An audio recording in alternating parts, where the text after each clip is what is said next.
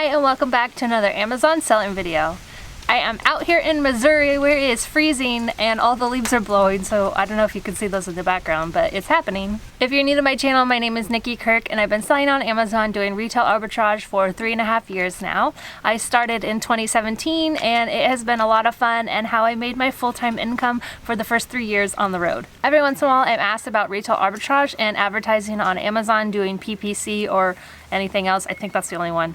Let me just be the first to tell you that I am not any kind of proficient in advertising, be it web or on Amazon at all. I did try advertising a couple times about 1.5 years ago and it didn't totally work and it ended up costing me money, but I thought it was just a fun experiment to see how it worked. I had a product that wasn't really moving and so that's why I tried it. And now I say that it didn't really work, but it could just be that I had no idea what I was doing. I just used Amazon's little advertising portal and tried my best. That being said, in retail arbitrage, I really don't need to, and I wouldn't suspect that you would need to advertise at all, and here's a few reasons why. When you're selling doing retail arbitrage, you don't have hundreds of an item, generally. You just have like 24, 48 at the most of something, and if you're doing it correctly, you are buying stuff that is already selling. So why I don't do it is because I'm buying low rank items which are selling on their own. They are in demand, people want them, which is why I buy them, and so they're selling themselves. I don't really need to help them out any with the advertising. So one of the more rookie mistakes I see people making is not considering the rank when you're purchasing. If it has a really high rank or if it has no rank at all, I do not recommend as a new seller that you purchase that, because like I said, you really want things that are low rank that are going to sell themselves and sell quickly so that you can turn that money and make more profit or turn it over into more inventory and so on. Jungle Scout is what I use and what I always recommend if you are new and starting out on seeing if a rank is a good rank.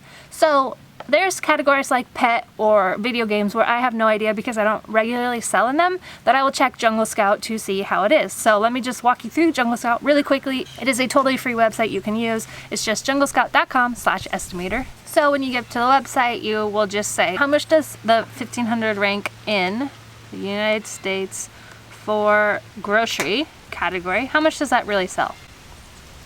0. Okay, so let's see in health and household, how about that? 30.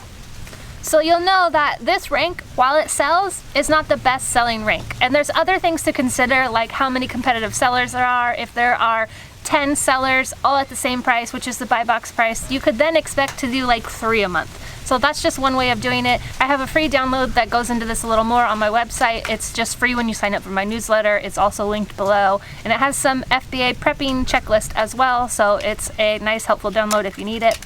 So say you got an item and it was a great rank, and for whatever reason it just kind of rank went up. Maybe you bought it when it had just sold, so the rank was better because ranks are changing all the time.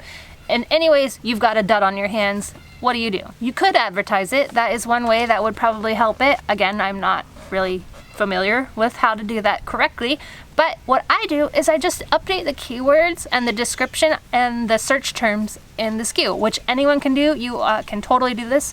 All you do is you go to your manage inventory, you click on the photo of the item, and then it brings you to this page. So from here you can go to keywords and you can type in search terms. So this is a Christmas reindeer, so you can say girls Christmas PJs.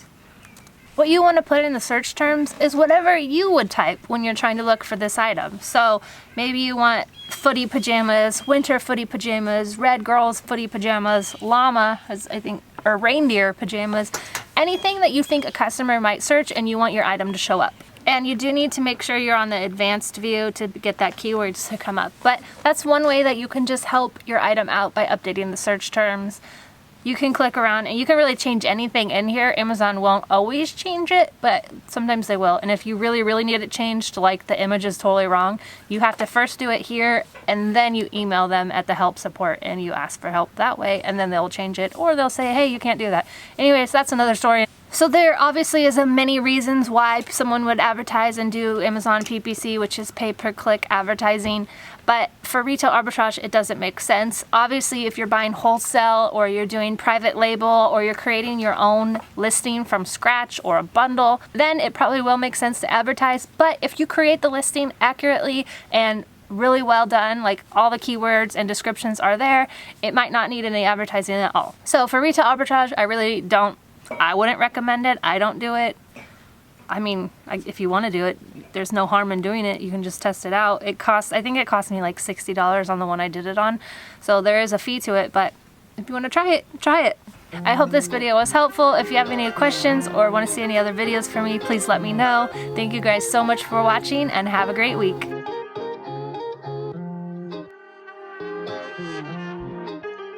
Start it up.